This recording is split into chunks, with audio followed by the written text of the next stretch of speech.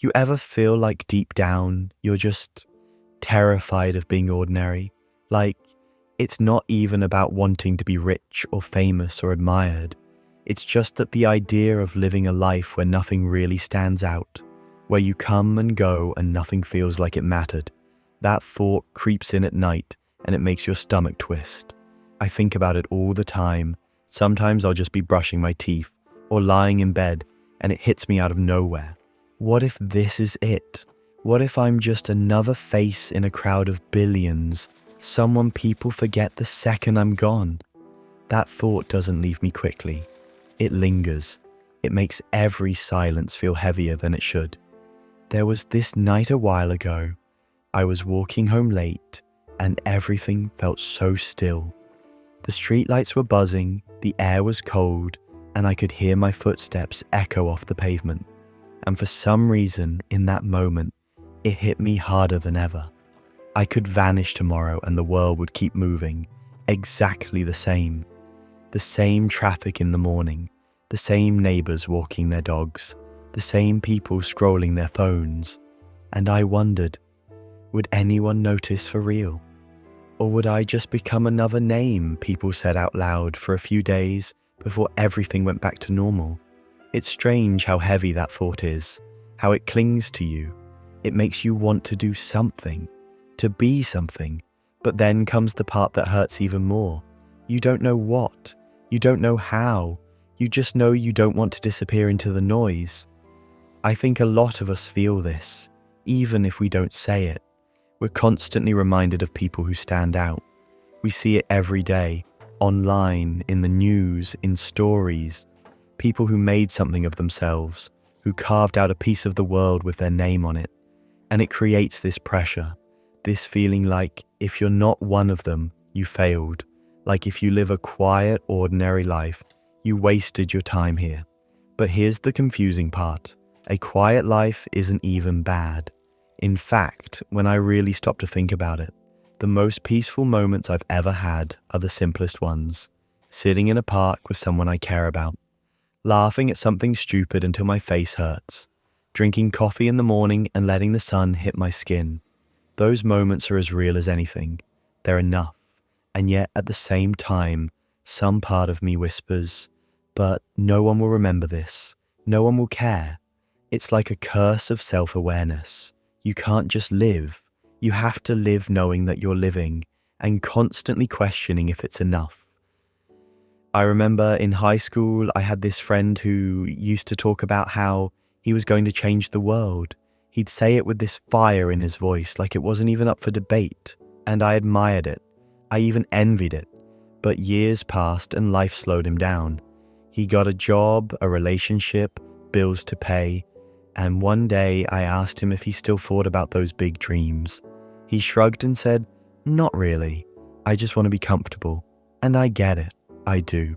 Comfort is a blessing, but something about the way he said it scared me, because it felt like giving up. It felt like the quiet death of wanting to matter. Sometimes I wonder if that's what adulthood really is, learning to make peace with being ordinary. And that thought makes me sick, because I don't want to make peace with it. I don't want to go gently into a life that feels like it was on autopilot the whole time. But maybe that's the trap. Maybe the problem isn't whether we're ordinary or extraordinary. Maybe it's that we've convinced ourselves it has to be one or the other, when in reality it's both. Everyone is ordinary in most ways and extraordinary in a few. It's just that we only see the extraordinary parts of other people, because that's what gets shared. No one posts about their laundry or their sleepless nights, even though those make up most of life. When I was younger, I thought being extraordinary meant doing something huge, something world-changing. But the older I get, the more I realize how rare that actually is, and how exhausting it can be to chase. And sometimes the things that really make someone extraordinary aren't things you can measure. It's not followers or money or status. Sometimes it's just the way someone makes the people around them feel. There's this memory I keep coming back to. My grandmother, she wasn't famous. She didn't leave behind some legacy people will talk about for generations. But I remember sitting in her kitchen when I was little, watching her make food. She'd hum under her breath, move slowly, deliberately, like she was pouring love into every small action. And I didn't realize it at the time, but that memory shaped me. It showed me what warmth feels like, what care feels like. She was ordinary to the world, but to me, she was unforgettable. And maybe that's the point. Maybe being unforgettable doesn't mean being remembered by millions. Maybe it just means mattering deeply to a handful of people. Maybe that's enough. But even with that thought, I can't lie. The fear doesn't go away completely. I still wake up some days with this panic, like time is slipping through my fingers, and I'm not doing enough. I think we all do. That's the cruel part of being alive. You know the clock is ticking, but you don't know what exactly you're supposed to do before it runs out. Sometimes I try to quiet that fear by telling myself, what if being ordinary isn't something to fear, but something to honor? What if there's beauty in living a life that no one writes about, but you lived it fully, honestly, in your own way? Because think about it, even the people we idolize, the ones we put on pedestals, most of their life was ordinary. They still brushed their teeth. They still got bored. They still had days where nothing happened. But we don't think about that. We just zoom in on the highlights and compare them to our behind the scenes. I don't know. Maybe we're all scared of the same thing. Maybe we're all haunted by this idea that we'll slip away without leaving a mark. But what if the mark isn't supposed to be loud? What if it's supposed to be quiet?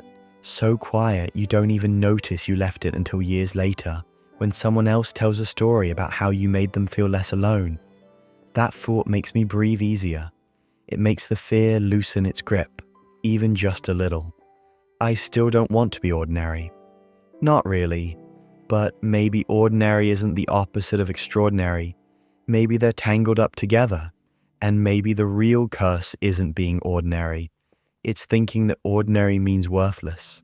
Sometimes I think the pressure comes from the way we imagine legacy. We picture monuments or big names in history books or viral headlines. We forget that legacy is mostly small. The recipe you taught someone, the joke you told that got passed along, the way you always took the trash out without being asked. Those little things echo in ways you can't predict. They thread into other people's stories and keep going. There was a time I felt this pressure so much that I started measuring everything. I'd tally my accomplishments like points, as if life were a scoreboard. Finished project, +1. Woke up early, +0.5. Reached out to an old friend, +2. It got ridiculous. I thought I could gamify meaning into existence. Of course it didn't work. It only made me feel smaller, because the scoreboard never felt like enough.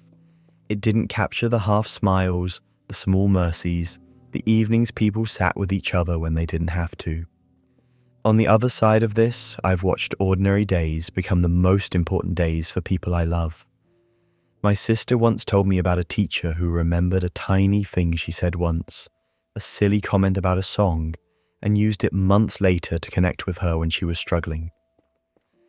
My sister said that small memory saved a week she might have lost to loneliness.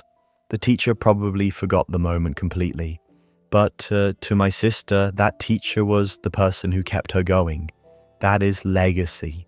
That is extraordinary, without ever trying to be. It's easy to forget that we're already making these small imprints. We look for loud applause and miss the quiet echoes. We want big, easy proof that we mattered, when most proof is soft and hidden. Maybe the goal isn't to stand out on every timeline. Maybe it's to stand still in the places that need you. I also think about courage differently now. Courage isn't always starting a billion-dollar company or quitting everything to travel the world. Sometimes courage is showing up again and again for people who need you. Sometimes it's choosing to be kind when you're tired. Sometimes it's apologizing when you want to prove you were right. These acts aren't glamorous, they won't trend, but they build a life that quietly matters. There are days I try to practice a small experiment. When I'm caught in the dread of ordinariness, I try one tiny thing that feels generous. No plan, no strategy. Maybe I make an extra cup of tea for someone. Maybe I sit and listen without trying to fix anything. Maybe I say something true and small. I'm proud of you. Or I'm glad you're here. It's not a solution. It's a practice. But after enough tiny things, you start to feel the shape of a life that matters.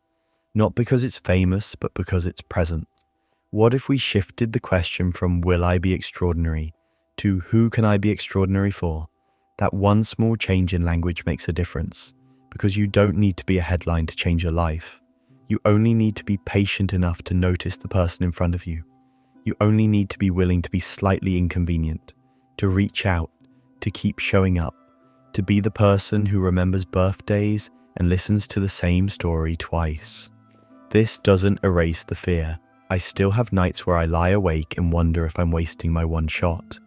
But there are mornings now when I make coffee and look out the window and feel content in a way I didn't before, where the fear is still there but it's quieter, where I can accept that maybe I'll never be on a billboard, and that's okay, because if I'm someone's safe place, even once, that's enough to tilt the world for them. If you're terrified of being ordinary, if you feel that clawing pressure to be more, to be seen, to mean something huge, I get it. That fear comes from somewhere honest, a desire to matter, to be seen, to leave something behind. Use that desire. Let it remind you to pay attention, but don't let it steal the quiet blessings right in front of you. Because sometimes the life that feels ordinary to the world will be the only extraordinary thing someone else remembers. You don't have to make noise to be important. You just have to be kind, consistent, and present in the small ways. Build a life that's soft where people need softness. Make a habit of showing up. Maybe that's the real art. The courage to be ordinary and to do it gently, fiercely, and with intention. And maybe, even now, you already matter more than you think. I believe in you. Now, believe in yourself.